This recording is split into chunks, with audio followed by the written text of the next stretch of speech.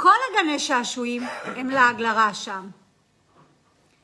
אז אוקיי, בסדר, יש טעויות, אבל איפה להראות לתושבים את המגמת שיפור? מה מגמת שיפור? שעשיתם איזון תקציבי לעירייה?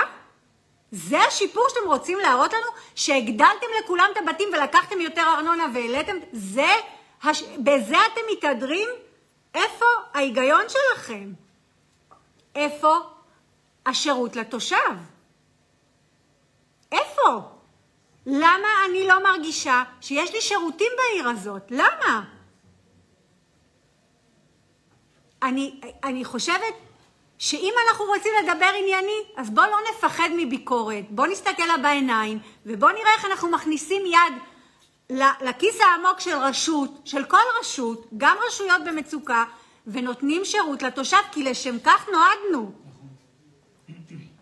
לא נועדנו לאזן תקציבים, לא נועדנו להיות עניים ולהאשים את עצמנו שאנחנו עניים, ולקחת מהתושבים שלנו כי אנחנו עניים, כי אנחנו רשות ענייה. אמרתם, אתם צעירים, יש לכם כוח, שתילחמו בשבילנו, תילחמו בשבילנו. הפעם בוחרים אחרת.